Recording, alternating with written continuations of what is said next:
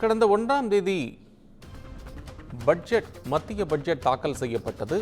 இந்த மத்திய பட்ஜெட்டில் தமிழகம் புறக்கணிக்கப்பட்டிருப்பதாக பல்வேறு கட்சிகள் கூறி வரக்கூடிய சூழ்நிலையில் பட்ஜெட்டில் அநீதி இணைக்கப்பட்டிருப்பதாக, தமிழ்நாட்டுக்கு அநீதி இணைக்கப்பட்டிருப்பதாகவும் புறக்கணிக்கப்பட்டிருப்பதாகவும் கூறி திமுக கண்டன பொதுக்கூட்டத்தை அறிவித்திருக்கிறது. விவரங்களுடன் செய்தியாளர் சிவக்குமார் இணைப்பில்.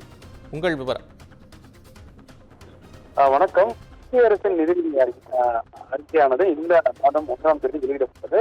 இது குறித்து பல்வேறு கட்சியினர் தரப்புல, தமிழ்நாட்டில் பல்வேறு கட்சியினர் தரப்புல பல்வேறு விமர்சனம் வெளியிடப்பட்டது. இந்த நிலையில நிதிநிலை அறிக்கையிலும் தமிழ்நாட்டுக்கு அநீதி இழைத்த மோடி அரசுக்கு எதிராக கண்டன பொதுக்கூட்டம் நடத்தப் போவதாக திமுக தலைமை கழகம் சார்பில் ஒரு அறிவிப்பானது தற்பொழுது அறிவிக்கப்பட்டிருக்கிறது.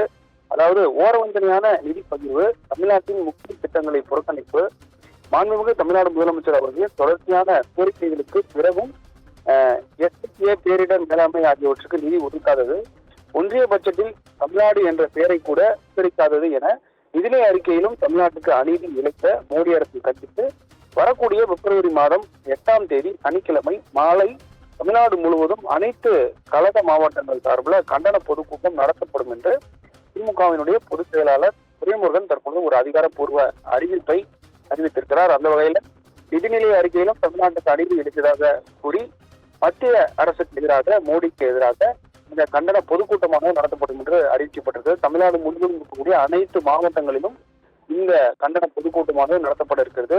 சென்னையிலும் இந்த கண்டன பொதுக்கூட்டம் நடத்தப்பட இருக்கிறது. இந்த சென்னையில் நடக்கக்கூடிய பொதுக்கூட்டத்திற்கு திமுகவினுடைய அமைப்பு செயலாளர் RS பாரதி, செய்தி தொடர்பாளர் TK சிலம்போன் உள்ளிட்ட ஏராளமான முக்கிய திமுகவினுடைய மூத்த நிர்வாகிகள் கலந்து கொள்வதற்கான வாய்ப்பு இருப்பதாகவும் தெரிவிக்கப்பட்டிருக்கிறது. அந்த வகையில மத்திய அரசுக்கு எதிராக நிதிநிலை அறிக்கையில தமிழ்நாட்டுக்கு அநீதி இருக்கிறதாக கூறி மத்திய அரசுக்கு எதிரான ஒரு கண்டன பொதுக்கூட்டத்தை திமுக தற்பொழுது அறிவித்திருக்கு.